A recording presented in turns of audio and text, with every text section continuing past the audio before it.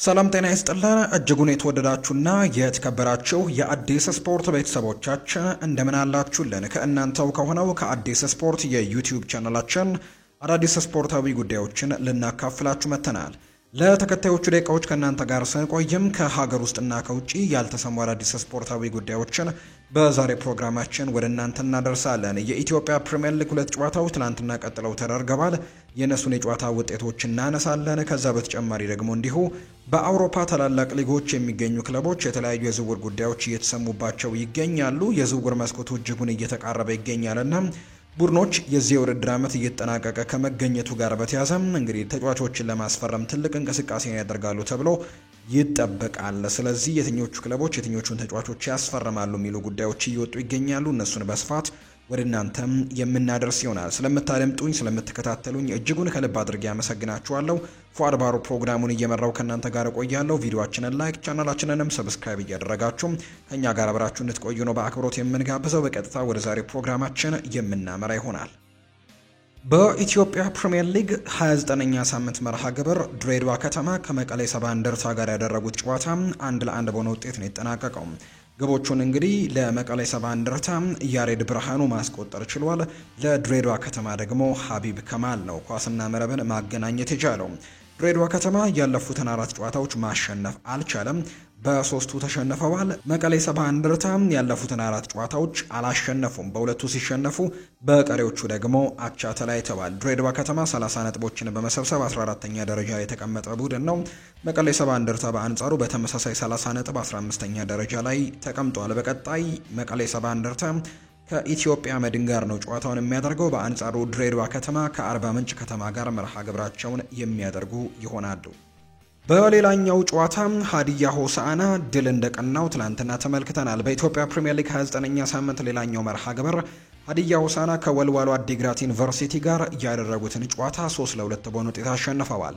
ተመስገን ብርሃኑ፣ ማሞ አየለና በየነ ባንጃ የሀዲያ ሆሳዕናን የማሸነፊያ ግቦችም ማስቆጠር የቻሉ ተጫዋቾች ናቸው። የወልዋሎ አዲግራት ዩኒቨርሲቲን ግቦች ፉአድ አዚዝ እና ዳዋ ኮቴሳ ከመረብ ጋር ማሳረፍ የቻሉበትን አጋጣሚን የተመለከት ነው። ትናንትና እንግዲህ ወልዋሎ አዲግራት ዩኒቨርሲቲ ትናንትና ጨዋታውን 2-0 በሆነ ውጤት ሲመሩ ነበር። ነገር ግን በተቆጠረባቸው 3 ግቦች ጨዋታውን ተሸንፎ ወጥቷል። ወልዋሎ አዲግራት ዩኒቨርሲቲ በውድድር ዓመቱ 16ኛ ጨዋታቸውን የተሸነፉት ሀዲያ ሆሳዕና 41 ነጥቦችን በመሰብሰብ 4ኛ ደረጃ ላይ ሲቀመጥ ወልዋሎ አዲግራት ዩኒቨርሲቲ 13 ነጥቦችን ነው መሰብሰብ የቻለው። በቀጣይ ወልዋሎ አዲግራት ዩኒቨርሲቲ ከኢትዮ ኤሌክትሪክ እንዲሁ ደግሞ ሀዲያ ሆሳዕና ከስሁል ሽረ ጋር በ30ኛው ሳምንት የኢትዮጵያ ፕሪሚየር ሊግ ጨዋታቸውን የሚያደርጉ ነው የሚሆነው። ወደ ውጭ ሀገር ስፖርታዊ መረጃዎቻችን በቀጥታ እንውሰዳችሁ። ሊቨርፑልን የተመለከተ መረጃን በማንሳተን ጀምር። ሊቨርፑል ከኢብራሂማ ኮናቴ ጋር በኮንትራት ማራዘሚያ ጉዳይ ላይ እየተነጋገረ ነው። ነገር ግን በአንዳንድ ቁልፍ ጉዳዮች ላይ እስካሁን ሙሉ ስምምነት ላይ መድረስ እንዳልቻሉ ነው እየተገለጸ የሚገኘው። ተጫዋቹ እንግዲህ በተለያዩ ክለቦች ኢላማ ውስጥም እንደሚገኝ ይታወቃል። በተለይ ኢብራሂማ ኮናቴ የኮንትራቱ ጉዳይ ከሊቨርፑሎች ጋር መስማማት እንዳልተቻለ ነው እንግዲህ ሰሞንኛ እየወጡ የሚገኙ መረጃዎች የሚያሳዩት። ምናልባት ተጫዋቹ እንግዲህ ከሊቨርፑል የሚለቅ ሌላኛው ወሳኙ የተከላካይ ስፍራ ተጫዋች ሊሆን ይችላል ተብሎ እየታሰበ ይገኛል። ምክንያቱም እንግዲህ ትሬንት አሌክዛንደር አርኖልድን ማጣታቸው ይታወሳል። በተከላካይ መስመር ላይ ምንም እንኳን የቨርጂል ቫን ዳይክን ኮንትራት ማራዘም ቢችሉም የኢብራሂማ ኮናቴን ግን ኮንትራት ማራዘም እንዳልቻሉ ነው እስካሁን ድረስ እየተገለጸ የሚገኘው። ሪያል ማድሪድ ደግሞ የዚህም የኢብራሂማ ኮናቴም ፈላጊ እንደሆነ እየተነገረ ይገኛል። ትሬንትን የወሰዱት ሪያል ማድሪዶች ሌላኛውን የሊቨርፑል የተከላካይ ስፍራ ተጫዋች ፈረንሳዊውን ኢብራሂማ ኮናቴንም ለማስፈረም በዝርዝራቸው ውስጥ እንዳደረጉ ይነገራል ብሏል። ፋብሪዚዮ ሮማኖ ነው በእርግጥ መረጃውን ያጋራው። ሌላኛው ከሊቨርፑል ጋር የሚነሳው ጉዳይና ሰሞኑን በስፋት እየተዘገበ የሚገኘው ጉዳይ የጀረሚ ፍሪምፖንግ ጉዳይ ነው። ይህ ተጫዋች እንግዲህ ባየር ሌቨርኩሰን ድንቅ ጊዜን አሳልፈዋል። ኔዘርላንዳዊው የተከላካይ ስፍራ ተጫዋች ሊቨርፑሎች ደግሞ ትሬንት አሌክዛንደር አርኖልድን ማጣታቸውን ተከትሎ ተተኪዎችን እያሰቡ በሚገኝበት ሰዓት ጀረሚ ፍሪምፖንግን ለማስፈረም እጅጉን እየቀረቡ ነው። ጀረሚ ፍሪምፖንግ ባየር ሌቨርኩዘንን ጭምር መልቀቅ እንደሚፈልግ ለክለቡ ማሳወቁን ነው። በተለይ ከወደ ጀርመን ከሚወጡ መረጃዎች ጋር በተያያዘ በጣም ታማኝ ነው ተብሎ ከሚነሱ የመረጃ ምንጮች መካከል አንደኛው ሆነው ፍሎሪያን ፕሌተንበርግ ይህንን መረጃ ያጋራው። ስለዚህ ጀረሚ ፍሪምፖንግን ለማስፈረም ጥሩ እድል አላቸው ተብሎ ይታሰባል ሊቨርፑሎች። ሌላኛው ከማንቸስተር ዩናይትድ ጋር የተያዙ መረጃዎችን እናንሳ። በክረምት የተጫዋቾች የዝውውር መስኮት ቡድናቸውን ለማጠናከር በትልቁ ይንቀሳቀሳሉ ተብሎ ከሚጠበቁ ክለቦች መካከል አንደኛው ነው ማንቸስተር ዩናይትድ። በተለይ በአጥቂ መስመር ላይ ተጫዋቾችን ያመጣሉ ተብሎ ይታሰባል። ምክንያቱም እንግዲህ በእርግጥ ከአማካይ ተጫዋቾቻቸው ጥሩ የሆነ እንግዲህ እገዛን ባያገኙም አጥቂዎቻቸው ነገር ግን የሚያገኟቸውን እድሎች ባለመጠቀም ይታወቃሉ። እነ ጆሹዋ ዘርክዚና እንዲሁ ደግሞ ራስመስ ሆይሉንድ ጭምር። ስለዚህ አሰልጣኝ ሩበን አሞሪም በዚህ ቦታ ላይ ትልቅ ማሻሻያዎችን ማድረግ ይኖርበታል ተብሎ ይታሰባል። የተለያዩ ተጫዋቾችን እየተመለከተ እንደሆነ ይታወቃል። ከነዛ መካከል በኢፕስዊች ታውን እንግዲህ ጥሩ የውድድር ዓመትን ያሳለፈው ታዳጊው ሊያም ዴላፕ ወደ ማንቸስተር ዩናይትድ የመዘዋወር እድሎቹ በጣም ሰፊ እንደሆኑ እየተነገረ ይገኛል። ማንቸስተር ዩናይትድ ሊያም ዴላፕን ለማዘዋወር አሁን ላይ እጅጉን እየቀረበ ይገኛል። ስለዚህ ማንቸስተር ዩናይትዶች ምናልባት የማቲያስ ኩኛህን ጉዳይ በኋላ ላይ እናነሳዋለን፣ ግን ማቲያስ ኩኛህን ለማስፈረም በጣም ተቃርበዋል እንግዲህ እየተባለ ይገኛል። ቀጣዩ ፈራሚያቸው ደግሞ ሊያም ዴላፕ ሊሆን እንደሚችል እየተነገረ ነው። ቸልሲ የዚህ ተጫዋች ፈላጊ እንደሆነ ይገለጻል። ነገር ግን ማንቸስተር ዩናይትድ ይህንን ተጫዋች ለማግኘት እጅጉን ቅርቡ ቡድን እንደሆነ አሁን ላይ መረጃዎች እየወጡ ይገኛሉ። ሌላኛው ማጠናከር የሚፈልግበት ቦታ ደግሞ የአማካይ ስፍራ ይሆናል ተብሎ ይጠበቃል። በማንቸስተር ዩናይትድ እና በቤርጋሞ ክለብ አታላንታ መካከልም በአንድ ተጫዋች ጉዳይ ላይ ንግግሮችን እያደረጉ ነው። ይህ ተጫዋች ብራዚላዊው ኤደርሰን ነው። የኤደርሰንን ዝውውር በተመለከተ አዲስ ንግግሮች እየተደረጉ እንዳሉ ነው በርከት ያሉ ዘገባዎች እየጠቆሙ የሚገኙት። ነገር ግን ዝውውሩ እውን እንዲሆን ማንቸስተር ዩናይትዶች ባለፈው ክረምት ካቀረቡት 42 ሚሊዮን ፓውንድ ዋጋ የተወሰነ ጭማሪ ማድረግ እንደሚጠብቅባቸው ነው አልፍሬዶ ፔዱላ መረጃውን እያጋራ የሚገኘው። ነገር ግን ማንቸስተር ዩናይትዶች የአታላንታው ኤደርሰንን አድናቂዎች እንደሆኑ ይነገራል። ባለፈው የክረምት ተጫዋቾች የዝውውር መስኮትም ይህንን ተጫዋች ሲመለከቱት እንደነበር ይታወሳልና አሁን ላይ ይህንን ተጫዋች የመጨመር እቅዶች አላቸው። ከማንቸስተር ዩናይትድ ወሳኝ ተጫዋቾች አንደኛው ብሩኖ ፈርናንዴዝ ነው። ሰሞኑን በተለይ ከሳዑዲ አረቢያው ክለብ አልሂላል ጋር በተደጋጋሚ ስሙ እየተነሳ ይገኛል። የሳዑዲው ክለብ አልሂላልም እንግዲህ የሚያማልል አይነት ገንዘብን እያቀረበ እንደሚገኝ ይታወቃል። ብሩኖ ግን በማንቸስተር ዩናይትድ ቡድን ውስጥም በጣም አስፈላጊውና ወሳኙ ተጫዋች እንደሆነ በርካቶች ይናገራሉ። ብሩኖ ፈርናንዴስ በማንቸስተር ዩናይትድ ውስጥም ባይሆን ኖሮ በዩሮፓ ሊጉ ፍጻሜ ላይ ላንገኝ እንችል ነበር ብሏል። የቀድሞው የማንቸስተር ዩናይትድ ሌጀንድ የሆነው ፓትሪስ ኤቭራ ነው ይህንን ሀሳብ የሰጠው። እናም ይህንን ንግግር ለመናገር ደግሞ በጭራሽ አላፍርም፣ ማንቸስተር ዩናይትዶች ያለ ብሩኖ ፈርናንዴሽ በዚህ ሲዝን ከሊጉ ሊወርዱ የሚችሉ ነበር ሲልም ጭምር ነው ፓትሪስ ኤቭራ የተናገረውና የዚህ ተጫዋች በማንቸስተር ዩናይትድ ምን ያክል ወሳኝ እንደሆነ በተደጋጋሚ እያሳየ ይገኛል። ቁጥሮቹም ይመሰክራሉ። በተለያዩ ተጫዋቾችም ደግሞ ሀሳቦቻቸውን እየሰጡ ይገኛሉ። ዘንድሮ ማንቸስተር ዩናይትድ እንደው እንግዲህ እሱ ስላለ ነው እንደዚህም ለመሆን የበቃ ነው እንጂ በጣም የተቸገረ የውድድር ዓመትን እናሳልፍ ነበር የሚሉ በርከት ያሉ ሌጀንዶችም ሀሳቦቻቸውን እየሰጡ ይገኛል። ሌላኛው ከማንቸስተር ዩናይትድ ጋር ደግሞ የሚነሳው ጉዳይ ከአሰልጣኝ ሩበን አሞሪም ጋር የተያዙ መረጃዎች ናቸው አሁን ላይ እየወጡ የሚገኙት። አሰልጣኙ እንግዲህ ሰሞኑን በተለይ ከተደጋጋሚ ሽንፈቶች ጋር በተያያዘ የተለያዩ ሀሳቦችን ሲሰጡ እንደነበር ተመልክተናል። በተለይ ለማንቸስተር ዩናይትድ በጭራሽ የሚመጥን አይነት ውጤት አይደለም እያመጣን የምንገኘው የሚል አይነት ሀሳብን ሰጥተው ነበር። አሰልጣኙ እንግዲህ ሲናገሩ አሰልጣኙ እኔ እንደመሆነ የመጣን ኃላፊነቱን የምወስደው እኔ ነኝ። ለክለቡ ትልቅ ፍቅር አለኝ፣ እንዲሁም ደግሞ አውንታዊም ነኝ። ነገር ግን አንዳንዴ ጠበኛ፣ ቁጡና ተናዳጅ እሆናለሁ። ምክንያቱም ጥሩ መሆንንና ስኬትን ማየት ነው የምፈልገው ሲልም ነው የተናገረው። ውድቀቶችን በጭራሽ አልፈልግም፣ የትኛውም ሰው ውድቀትን አይሻምና ብሏል አሰልጣኝ ሩበን አሞሪም ሀሳቡን ሲሰጥም። ስለ ፍጻሜው ጨዋታ ዳይናሚክስ በጭራሽ አልጨነቅም፣ ምክንያቱም ያ የተለየ ጨዋታ ነው። ከዚህ በተጨማሪ ቶተንሃም አንደኛው መጥፎ ጊዜን እያሳለፉ የሚገኝ ሌላኛው ቡድን ነው። ለእኔ ዋናው ነገር የጨዋታ አቀራረባችንና ማንቸስተር ዩናይትድ መሆናችንን መረዳት ብቻ ነው ሲልም ነው የተናገረው። ከዚህ የቻለ ማድረግ ይኖርብናል ሲልም ይናገራል።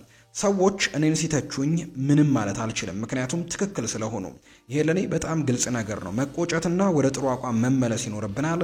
ራሳችንን ማሳየትም የግድ ይኖርብናል። እጅግ አስከፊው ነገር ደግሞ ተስፋ መቁረጥ ነው ሲል አሰልጣኝ ሩበን አሞሪም ሀሳቡን እየሰጠ ይገኛል። የተለያዩ ጉዳዮችን ነው በተለይ ሰሞኑን እያነሳም የሚገኘው። ሌላኛው ከማንቸስተር ዩናይትድ የዝውውር ጉዳይ ጋር ስሙ እየተነሳ የሚገኘው ተጫዋች አንቷን ሴሜኒዮ ነው። በቦርነመዝ በአንዶኒ ኢራኦላ ስር እጅግ አስደናቂ ጊዜን ካሳለፉ ተጫዋቾች መካከል አንደኛው ነው ይህ ጋናዊው ተጫዋች አንቷን ሴሜኒዮ እና ምናልባት እንግዲህ ትልልቆቹ የአውሮፓ ክለቦች እየተመለከቱት ይገኛሉ። ከማንቸስተር ዩናይትድ ውጭም ሌሎቹ ትልልቅ ክለቦችም እንዲሁ እየተመለከቱት ይገኛሉ። ነገር ግን ማንቸስተር ዩናይትድ ይህንን ተጫዋች ለማስፈረም በትልቁ ፍላጎት ያለው ክለብ እንደሆነ አሁን ላይ እየተገለጸ እንደሚገኝ ነው መረጃዎች የሚያሳዩትና በዝርዝራቸው ውስጥም አንቷን ሴሜኒዮ እንደሚገኝም ጭምር ነው የተነገረው። የቀድሞ የማንቸስተር ዩናይትድ ተጫዋችና አሁን በፍሬንች ሊግ በጣም ጥሩ ጊዜን እያሳለፈ ከሚገኙ ተጫዋቾች መካከል አንደኛው ነው ሜሰን ግሪንውድ ወደ እንግሊዝ ሊመለስ ይችላል የሚሉ መረጃዎች እየወጡ ነው።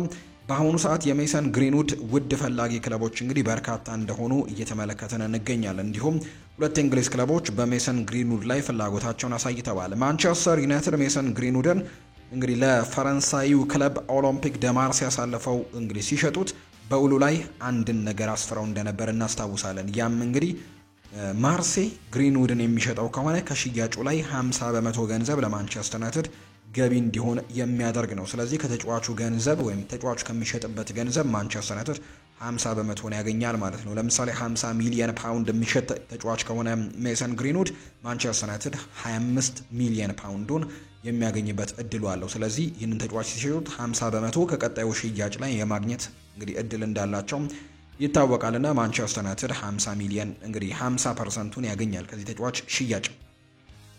ማንቸስተር ዩናይትዶች ከማቲያስ ኩኛህ ጋርም እያደረጉት ያለው የግል ስምምነት የመጨረሻ ደረጃ ላይ መድረሱን የሚያሳዩ መረጃዎችም እንዲሁም እየወጡ ይገኛሉ። ማቲያስ ኩኛህ ወደ ማንቸስተር ዩናይትድ የሚያደርገው የዝውውር ዋጋም 62.5 ሚሊዮን ፓውንድ እና ተጨማሪ 5 ሚሊዮን ፓውንድ ቦነሶች እንዳሉት ጭምር ነው የሚነገረው። አርሰናል በመጨረሻው ሰዓት ወደ ዝውውሩ ቢገባም በሁለቱ ወገኖች መካከል ያለው የቃል ስምምነት ግን በመጨረሻ ደረጃ ላይ እንደሚገኝ ይታወቃል። ስለዚህ ማንቸስተር ዩናይትድ ቀደም ብሎ ይህንን ተጫዋች የማስፈረም እድሉ ሰፊ ነው። ምንም እንኳን አሁን ላይ ሌሎች ክለቦች ዝውውሩን ለመቀላቀል ሙከራዎችን እያደረጉ ቢገኙ። ለቢቢሲ ስፖርት የሚሰራው ለማንቸስተር ዩናይትድ ቅርበት ያለው ሳይመን ስቶን መረጃውን ያጋራል። ማንቸስተር ዩናይትድ በክረምት ተጫዋቾች የዝውውር መስኮት ማስፈረም የሚፈልጓቸው ግብ ጠባቂ ኢላማዎች እነማን እንደሆኑ ለተጠየቀው ጥያቄ ነው ምላሹን የሰጠው።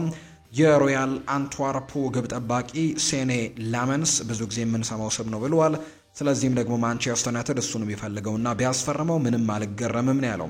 ሴኔ ላመንስ 1.93 የሚረዝም የ22 ዓመት ግብ ጠባቂ እንደሆነ ግን በርካቶች ያነሳሉ። ከማንቸስተር ዩናይትድ የመጨረሻ የምናነሳው አንድ ጉዳይ የቱርኩ ክለብ ፌነርባቼ አሁን ላይ እንግዲህ እንግሊዛዊውን በተለይ የማንቸስተር ዩናይትድ ንብረት እንደሆነ ይታወቃል። ነገር ግን በቼልሲ ነው እየተጫወተ የሚገኘው። ጄደን ሳንቾን ለማስፈረም ፍላጎት ማሳየታቸው እየተገለጸ ይገኛል። የቱርኩ ክለብ ፌነርባቼ ቼልሲዎች ይህንን ተጫዋች እንግዲህ መልሰው ወደ ማንቸስተር ዩናይትድ ሊልኩት እንደሆነና 5 ሚሊዮን ፓውንዱንም ለመክፈል ፈቃደኞች እንደሆኑ የሚያሳዩ መረጃዎች ሰሞኑን እየወጡ ይገኛሉ። ነገር ግን የሚመለሱት ከሆነ ማንቸስተር ዩናይትድ ለቱርኩ ክለብ ፌነርባቼ አሳልፈው ሊሰጡት እንደሚችሉም ይነገራል። ፖርቱጋላዊው የክለቡ አሰልጣኝ የሆኑት ዦሴ ሞሪኒዮ ለዝውውሩን ፈቃደኝነት ማሳየታቸው እየተገለጸ ይገኛል። ስለሆነም እንግሊዛዊው ጄደን ሳንቾ አሁን ላይ ወደ ቱርኩ ክለብ ፌነርባቼ ሊያመራ እንደሚችል እየተነገረ ነው። አርሰናልን ደግሞ እንመልከት። ከአርሰናል ጋር በተያዘም ከዝውውር ጉዳዮች ጋር በተያዘ በስፋት እየወጡ የሚገኙ መረጃዎች አሉ። ከሪያል ማድሪድ ጋር ጥሩ ጊዜን እያሳለፈ አይገኝም ወይም ደግሞ ከሪያል ማድሪድ ጋር ያልሆኑ ሰጣ ገባዎች ውስጥ እየገባ እንደሚገኝና ትችቶችም እየቀረቡበት እንደሆነ ሰሞኑን እየሰማን እንገኛለን። ብራዚላዊው ሮድሪጎ ጉዌሽ ስለዚህ ይህ ተጫዋች ወደ አርሰናል የማምራት እድሎች እንዳሉት ነው ሰሞኑን እየተገለጸ የሚገኘው። በተለይ ወደ ሌሎች ትልልቅ ክለቦች እንደሚያመራ በርካቶች ሀሳቦቻቸውን እየሰጡ ይገኛሉ። ወደ የትኛው ክለብ የሚለው ጉዳይ እስካሁን ይፋ ባይደረግም ነገር ግን አርሰናሎች ይህንን ተጫዋች ለማስፈረም በቅድሚያነት እንደተሰለፉ እየተነገረ ይገኛል። አርሰናል በሮድሪጎ ጉዌሽ ዝውውር ላይ ትልቅ ፍላጎት ካሳዩ ቡድኖች መካከል ቀዳሚው ነው። እናም በሪያል ማድሪድ ያለው ሁኔታን ደግሞ በቅርበት እየተከታተሉ ከሚገኙ ክለቦችም መካከል ቀዳሚው እንደሆነ ትልልቆቹ የአውሮፓ ሚዲያዎችም እየዘገቡት ይገኛሉ።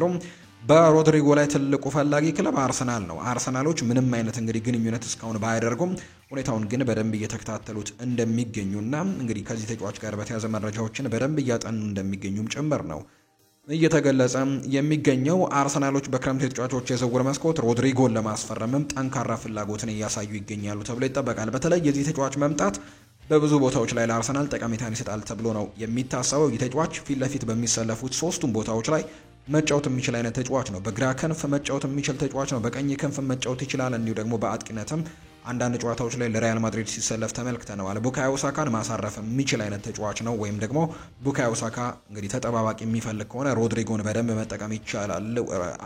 ቡካዮ ሳካን ለማሳረፍ ስለሚፈልጉ አርሰናሎች በዚህ ውድድር ዓመት በርከት ያሉ ጨዋታዎችን ቡካዮ ሳካ ተጫውተዋልና ሮድሪጎ ከሱ ጋር እንግዲህ በደንብ እዛ ቦታ ላይ በደንብ መጫወት የሚችሉ አይነት ተጫዋቾች ናቸው። ከዛ በተጨማሪ ለጋብሪኤል ማርቲኔሊ እና እንዲሁ ለሊያንድሮ ትሮዛርድ ቦታ ላይ ደግሞ በጣም ጥሩ ተጫዋች እንዲሁም ቋሚ ተጫዋችም ሊሆን እንደሚችል ጭምር በርካቶች ግምቶቻቸውን እየሰጡ ይገኛሉ። ለአርሰናል ግን በጣም ጠቃሚ ፊርማ ይሆናል ተብሎ እንደሚጠበቅ ነው በርካቶች የሚያነሱት። ነገር ግን አርሰናል ብቻ አይደለም የዚህ ተጫዋች ፈላጊም፣ ሊቨርፑልና ማንቸስተር ሲቲም የዚህ ተጫዋች ቀንደኛ ፈላጊዎች እንደሆኑ ነው የሚገለጸው። አርሰናል ሌላኛው የሚፈልገው ተጫዋች ቪክተር ዮከርሽ ነው። በስፖርቲንግ ሊዝበን በፖርቱጋሉ ክለብ ስዊድናዊው አጥቂ በጣም ጥሩ ጊዜያቶችን እያሳለፈ ይገኛል። ዘንድሮ በአውሮፓ እንደሱ ጎሎችን ያስቆጠረ ተጫዋች የለም። በጣም በርከት ያሉ ግቦችን አስቆጥሯል ቪክተር ዮከርሽ። ትልቅ የዝውውር ጥያቄ አርሰናሎችም ሊያቀርቡ እንደሆነና በቅርቡ ደግሞ አርሰናል ይህንን ተጫዋች ለማስፈረም በጣም በትልቁ ሊንቀሳቀሱ እንደሆነ የሚያሳዩ መረጃዎች እየወጡ ይገኛሉ። አሁን ላይ አርሰናሎች የቪክተር ዮከርሽን ዝውውር በ60 ሚሊዮን ፓውንድ እንደሚጨርሱ ተነግሯቸዋል የሚል መረጃ እየወጣ ይገኛል። በክረምቱ አርሰናል ቆርጠው ተነስተዋል ተጫዋቾችን ለማስፈረም በተለይ በሚቀጥለው የውድድር ዓመት እንዲሁ ዋንጫዎችን ለማምጣት። አሁን ላይ እንግዲህ ተደጋጋሚ ጊዜ ለዋንጫው እየቀረቡ ሲመለሱ እናስታውሳለን። አርሰናሎች ባለፉት 3 ተከታታይ የውድድር ዓመታት ሁለተኛ ሆኖ አጠናቅቋል። ዘንድሮም ሁለተኛ ደረጃ ላይ ነው የሚገኙት። የሊጉ ሻምፒዮን ሊቨርፑል መሆኑ ተረጋግጧል። 2 ሳምንታት ብቻ ናቸው ፕሪሚየር ሊጉ የቀሩትና ዘንድሮም አርሰናል ዋንጫ ለማምጣቱ ተረጋግጧል። ከቻምፒየንስ ሊግ ውጭ ነው። ኤፍኤ ካፕ እንዲሁ ደግሞ ካራባው ካፕም የለበትም። ስለዚህ አርሰናሎች ዘንድሮም ያለ ዋንጫ ማጠናቀቃቸውን አረጋግጠዋልና በቀጣይ የውድድር ዓመት ግን ይሄ ነገር በአርሰናል ደጋፊዎች ዘንድ ተቀባይነት አይኖረውም። ሚኬል አርቴታም በቀጣይ የውድድር ዓመት የግድ ዋንጫ ማምጣት እንደሚጠበቅበት ይታወቃልና አጥቂዎችን እንዲሁ ሌሎች ቦታዎችን ማጠናከር ይኖርባቸዋል። ቪክተር ዮከርሽ ደግሞ በትልቁ ሊንቀሳቀሱበት የሚችል ተጫዋች እንደሆነ እየተገለጸ ይገኛል። በአርሰናል በኩል ማንቸስተር ሲቲን እንመልከት። ማንቸስተር ሲቲ ፍሎሪያን ቨርትሰን ከሙኒክ ለመጥለፍ ሙከራዎችን እያደረጉ ይገኛሉ። የባየር ሌቨርኩዘኑ ተጫዋች ወደ ጀርመኑ ክለብ ባየር ሚኒክ እዛው ለማምራት እንግዲህ ትልቅ ግድሎች እንዳሉት ይገለጻልና እንግዲህ ሲቲዎች ግን ይህንን ተጫዋች የግድ ማስፈረም እንዳለባቸው አሁን ላይ ያመኑ ይገኛሉ። ማንቸስተር ሲቲዎች ስለዚህ ይህንን ተጫዋች እንግዲህ ለማስፈረም ሙከራዎችን ያደርጋሉ። የእንግሊዙ ክለብ ማንቸስተር ሲቲ ለባየር ሌቨርኩዘን ጥያቄ አቅርበዋል ሲል ነው ዘገባዎች ያሳዩት። ጋርዲዮላ ተጫዋቹን በሲቲ ቤት የኬቨን ደብሮይና ትክክለኛ ተተኪ አድርገውም ይመለከቱታል ብሎናል። ክሪስቲያን ፉልክ ነው ይህንን መረጃ ያጋራው።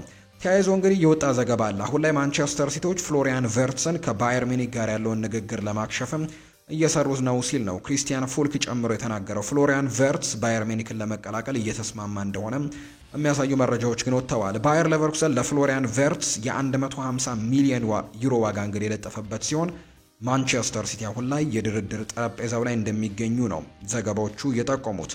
ፔፕ ጓርዲዮላ ከዚህ ቀደም ፍሎሪያን ቨርትስን በተለያዩ አጋጣሚዎችም አግኝቶ እንዳነጋገረው ጭምር የሚያሳዩ መረጃዎች አሁን ላይ በተደጋጋሚም እየወጡ ይገኛሉ። ማንቸስተር ሲቲዎች በክረምቱ የዝውውር መስኮት ለማስፈረም ካቀዷቸው የቀይ መስመር ተከላካዮች መካከል ቲኖ ሊቨርማንቶ ዋነኛው ነው። ሲቲዎች ወደ ክለቦች የዓለም ዋንጫ ከመሄዳቸው አስቀድሞ ይህ ዝውውር እንዲጠናቀቅ ይፈልጋሉ። ካይል ዎከር ኤሲ ሚላኖች ዝውውሩን ቋሚ ባያደርጉት እንኳን 100% ከማንቸስተር ሲቲ መውጣቱ የተረጋገጠ ተጫዋች ነው። ስለዚህ ቲኖ ሊቨርማንቶን ማስፈረም ይፈልጋሉ። ሪያል ማድሪድን የተመለከቱ መረጃዎችን ደግሞ እናንሳ። ሪያል ማድሪድ ተከላካይ ሊያስፈርም ነው። የሪያል ማድሪድ አስተዳደር ቀጣይ ክረምት የመሃል ተከላካይ ለማስፈረም ከውሳኔ ደርሰዋል። ሎስ ብላንኮቹ በዝርዝራቸው ውስጥ እንግዲህ የተለያዩ ተጫዋቾች እንዳሉ ይታወቃል። ከዚህ በፊት ከዊሊያም ሳሊባ ጋር ስማቸው ተነስቷል። ከኢብራሂማ ኮናቴ ከሊቨርፑሉ ተከላካይ ጋርም እንዲሁ ስማቸው ተነስቷል። አሁን ላይ ደግሞ ከዴን ሃውችሰን ጋር በደንብ ስማቸው እየተነሳ ነው። ሪያል ማድሪድ እንግዲህ ዊሊያም ሳሊባን ማስፈረም ህልማቸው ቢሆንም አሁን ላይ ግን ዋጋው አይቀመስም ብለው እንደሚያስቡ ነው የሚነገረው። ሊቨርፑል በበኩሉ በሪያል ማድሪድ አይን ውስጥ የገባውን ኢብራሂማ ኮናቴን ውሉን ለማራዘምም ጥረት ላይ ናቸው ተብሏል። በሎስ ብላንኮቹም ኢላማ ያደረጉት ዴን ሆችሰን በአርሰናል በሊቨርፑልና በቼልሲም እየተፈለገ የሚገኝ ተጫዋች ነው። ተጫዋቹ ግን የመጀመሪያ ምርጫው የልጅነት ህልሙ ሪያል ማድሪድን መቀላቀል ነው። ሪያል ማድሪድ ዴን ሃውችሰንን ወደ ሳንቲያጎ ቤርናቢው ለማምጣት ከአርሰናል ከቼልሲና ከሊቨርፑል ጋር ትልቅ ፉክክር ላይ እንደሚገኙ ነው የሚነገረው። አዲሱ የሪያል ማድሪድ አሰልጣኝ የሆኑት ሻቪ አሎንሶ ለክለቡ አዲስ ሴንተር ባክን ወይም ተከላካይን ይፈልጋሉ። ሳሊባ፣ ኮናቴና ሁችሰን ደግሞ ሊስት ውስጥ የሚገኙ ተጫዋቾች ናቸው። ሪያል ማድሪድ አሁን ላይ የዊሊያም ሳሊባ ዋጋ እንግዲህ በጣም ከባድ እንደሆነ ስለሚያውቁ ሌሎች እንግዲህ አማራጮችን ይመለከታሉ። በተለይ ዴን ሃውችሰን ነው አሁን ላይ የዚህ ቦታ እንግዲህ ትልቁ ተተኪ ወይም ደግሞ ትልቁ ተስፈኛ ተብሎ ወይም ለማስፈረምም ትልቅ እድል አለው ተብሎ የሚጠበቀው የቦርንመዙን ዴን ሃውችሰን ነው። ሃውችሰን እንግዲህ በሪያል ማድሪድ የመጫወት ትልቅ ፍላጎት እንዳለው ይታወቃል። ሰሞኑን እንደውም አባቱም የሰጡትን ሀሳብ እየተመለከትን ነበረ። እንግዲህ ይህ ተጫዋች ለሪያል ማድሪድ መጫወት ከልጅነቱ ጀምሮ ይፈልጋል እና ሪያል ማድሪድ በቁም ነገር ይህንን ዝውውር የሚመለከቱት ከሆነ ልጄ ወደ ሪያል ማድሪድ ቢያመራ ደስ ይለኛል ሲሉ ዴን ሃውችሰንን በተመለከተ አባቱ ሀሳባቸውን ሰጥተው ነበር። ዴን ሃውችሰን ከፕሪሚየር ሊጉ ክለብ ይልቅ እንግዲህ ከሪያል ማድሪድ የበለጠ ከፍተኛ ከፕሪሚየር ሊግ ክለቦች እንግዲህ ከፍተኛ ደሞዝ ቢቀርብለትም ከሪያል ማድሪድ አንጻር ነገር ግን ሪያል ማድሪድን ለመቀላቀል ሲል ጥያቄያቸውን ውድቅ እንዳደረገውም ነው እየተገለጸ የሚገኘው። ሻቪ አሎንሶ ምርጥ አሰልጣኝ ነው ብለዋል ካርሎ አንቸሎቲ። ጣሊያናዊው አሰልጣኝ ካርሎ አንቸሎቲ ከሪያል ማድሪድ ጋር እንደሚለያዩና የብራዚል ብሔራዊ ቡድንን እንደሚረከቡ አረጋግጠዋል። ከ13 ቀናት በኋላ የብራዚል ብሔራዊ ቡድንን ማሰልጠን እጀምራለሁ ነው ያሉት። አሁን ላይ የሪያል ማድሪድ አሰልጣኝ ነኝ። የመጨረሻ ቆይታዬንም ማሳመርና መደሰት እፈልጋለሁ። ክለቡን ተጫዋቾቹንና ደጋፊውንም አከብራለሁ። ሪያል ማድሪድ በፈለገበት ሰዓት ይፋዊ መግለጫን ማውጣት ይችላል። ምንም ችግር የለብኝም ብለዋል። ላሊጋው ገና አልተጠናቀቀም። አሁንም እስከ መጨረሻው ተስፋ አንቆርጥም። ሻቪ አሎንሶ ምክር የሚያስፈልገው አይመስለኝም። እሱ በጣም ምርጥ አሰልጣኝ ነው።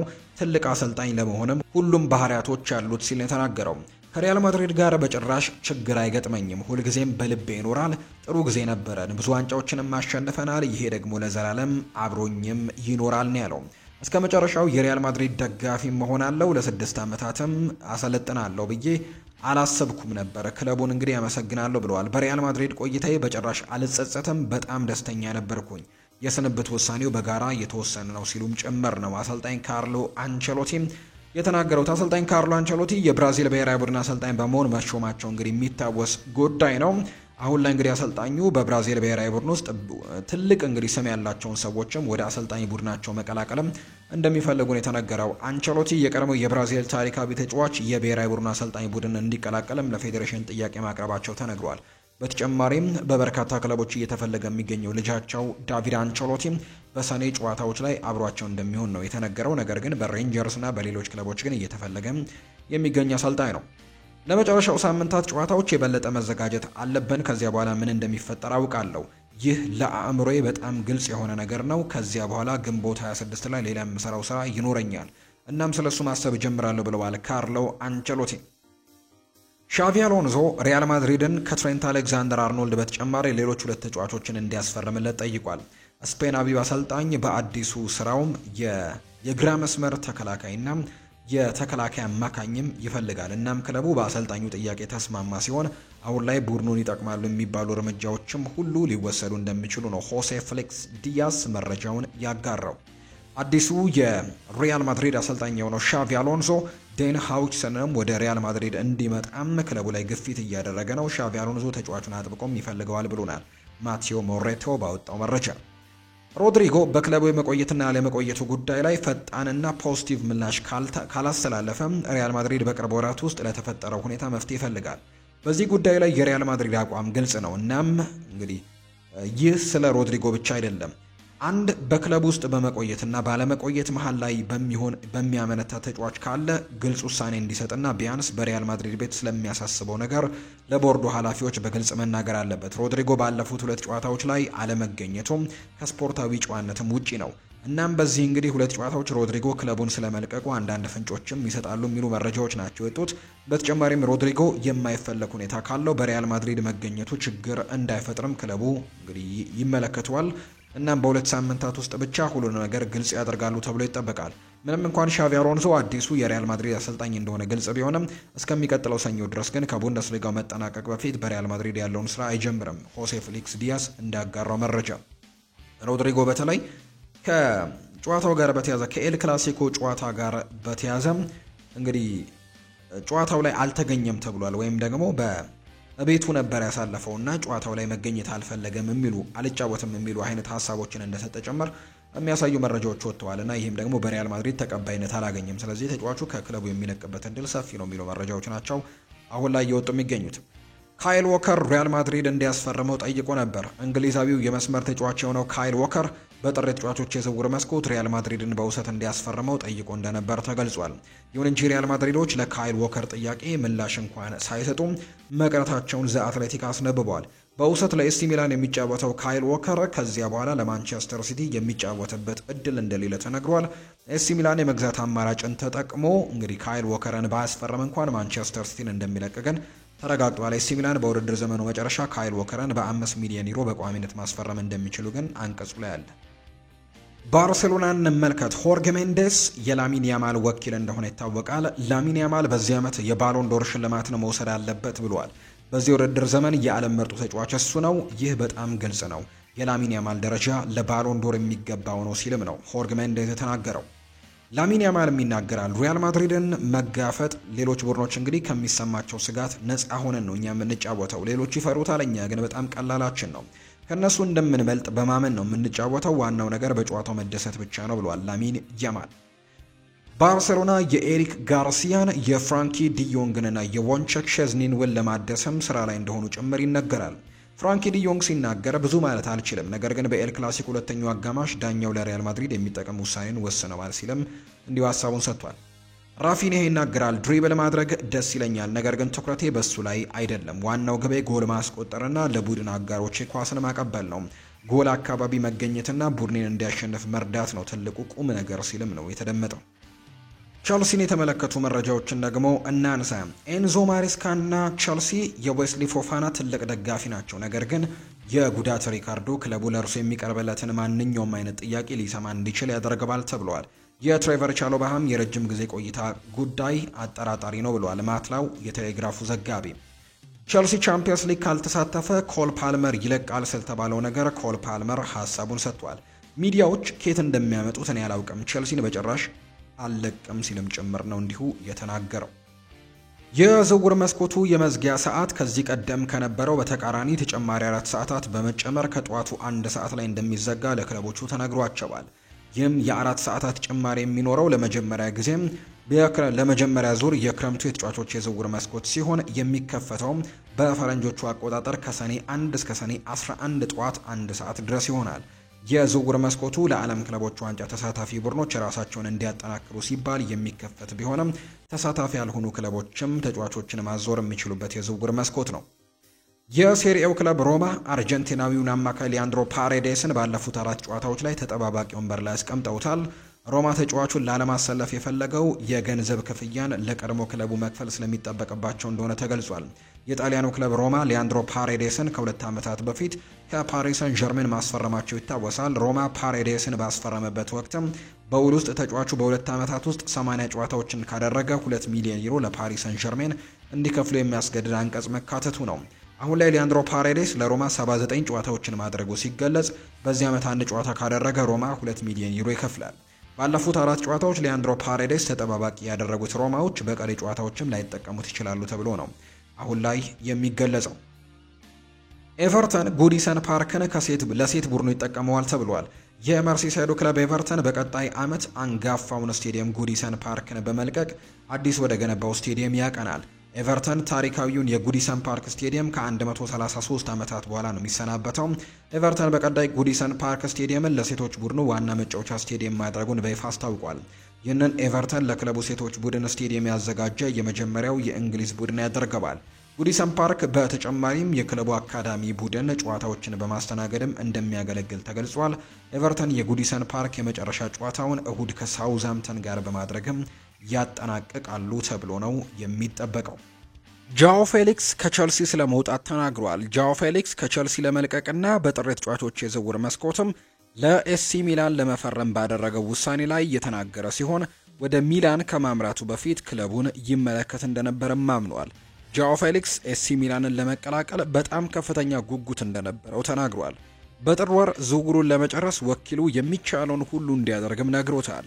ያለፈው ክረምት በቸልሲ የጃኦ ፌሊክስ ወደ ስታንፈርድ ብሪጅ መመለስ ከሁሉም በላይ አስደንጋጭ ነበር። ፖርቱጋላዊው ኮከብ በነሐሴ 2024 በ45 ሚሊዮን ፓውንድ ቋሚ ውልም ሰማያዊዎቹን ሲቀላቀል የ7 ዓመታት ኮንትራትም ተፈራርሟል። የመጣው በስታንፈርድ ብሪጅ በ2022-23 የውድድር ዘመን ሁለተኛው አጋማሽ ላይ በውሰት ካሳለፈ በኋላ ነው። ጃኦ ፌሊክስ ከጋዜታ ዴሎ ስፖርት ጋር ባደረገው ቃለ ምልልስም ወደ ሚላን ያደረገው ጉዞ እንዴት እንደሚያስደስተው ተናግሯል። ወደ ጣሊያን ከማቅናቱ በፊት ክለቡን ሲከታተል እንደነበርም ይገልጻል። ጥያቄውን ከማግኘት በፊት የሚላን ጨዋታዎችን ተመልክቼ ነበር።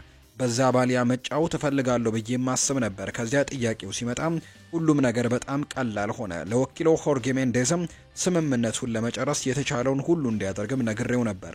እናም ሁሉም ነገር በጥሩ ሁኔታ ሆኖልኛል ሲልም ይናገራል።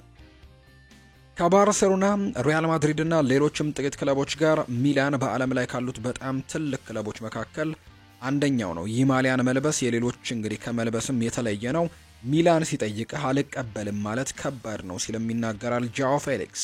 ፌሊክስ በዚህ ውድድር ዘመን ለቼልሲ 20 ጊዜ ተጫውቷል። ነገር ግን የአሰልጣኝ ኤንዞ ማሬስካን 11 ቋሚ ቦታን ማግኘት አስቸጋሪ ሆኖበታል። በዩሮፓ ኮንፈረንስ ሊግ 7 ግቦችን ከመረብ ጋር በማሳረፍና 2 ለጎል የሆኑ ኳሶችን ማመቻቸቶ ማቀበል ቢችልም በጣሊያናዊው እቅድ ውስጥ ግን እንዳልሆነ እንደተነገረው ፉትቦል ለንደን ዘግቦ ነበር። ሆኖም ግን ኤንዞ ማሬስካ ተጫዋቹን ወደ ሚላን እንዲዘዋወር መፍቀድ በእግር ኳስ ምክንያቶች ላይ ብቻ እንግዲህ እንደሆነ ግልጽ አድርጓል። ምንም አልተፈጠረም። ተጫዋቹ በየቀኑ ይሰለጥናል። እናም ሁሉንም ጨዋታዎች መጫወትም ይፈልጋሉ። ነገር ግን 11 ተጫዋቾችን ብቻ እየተጫወቱ ይቀጥላሉ። መልቀቅ ጥሩ አማራጭ እንደሆነ ወስነናል። እሱ ቅሬታ አልነበረውም ብሎም ተናግሮ እንደነበር የሚታወስ ነው። አስተን ቪላ 40 ሚሊዮን ዩሮ ዋጋ ያለውን አማካይ ለማስፈረም ዝግጁ ናቸው። አስተን ቪላ በክረምት ተጫዋቾች የዝውውር መስኮት የጋላታሳራይ አማካይ ጋብሪኤል ሳራን ለማዘዋወር ከሚያስቡት የፕሪሚየር ሊግ ክለቦች መካከል አንዱ ነው ሲል ከቼንድ ኦፍ ሳይድ አስነብቧል። ሳራ በእንግሊዝ ውስጥም የመጫወት ልምድ ያለው ከዚህ ቀደም በኖርዊችም ነበር። አማካዩ ራሱን በቱርክ ውስጥም በሚያስደንቅ ሁኔታ ወደ ሌላ ደረጃ አሳድጓል። አስተን ቪላ እንደ ማንቸስተር ሲቲ፣ ኖቲንግሃም ፎረስት፣ ኤቨርተን፣ ወልቨርሃምፕተን ወንደረርስ ከመሳሰሉት ክለቦች ጋርም በመፎካከር ሳራን ለማስፈረምም ተቀላቅለዋል። ምንጮች ብራዚላዊው በዚህ ክረምት ክለቦችን ለማግኘት እንግዲህ 40 ሚሊዮን ዩሮ አካባቢ መክፈል አለባቸው ተብሏል። ምንም እንኳን ጋላታሳራይ ተጫዋቹን ላለመሸጥ ቢጠርም ሳራ ግን መሸጫ አንቀጽ አለው። ተጫዋቹ ወደ እንግሊዝ እግር ኳስ ለመመለስ ክፍት እንደሚሆን ምንጮች ያረጋግጠዋል። ሳራ በዚህ የክረምት የተጫዋቾች የዝውውር መስኮት ወደ ፕሪሚየር ሊግ የሚሄድን የሚመርጥ ቢሆንም ማረፊያው ግን እስካሁን እርግጥ አይደለም። ቪላ በአሁኑ ጊዜ አስደሳች ፕሮጀክት አለው። ስለዚህም ፍላጎታቸውን ሊያሳኩ ይችላሉ። ነገር ግን እስካሁን ምንም አይነት ድርድር አላደረጉም። በተጨማሪም የሚድላንዱ ቡድንም ለሳራ የሚጠየቀውን 40 ሚሊዮን ዩሮ ለመክፈልም ዝግጁ አይመስልም። ክለቡ ከቅርብ ጊዜያት ወዲህ አንዳንድ የፋይናንሻል ፌር ፕሌይ ጉዳዮች እያጋጠሙት እንደሆነ መታየት አለበት።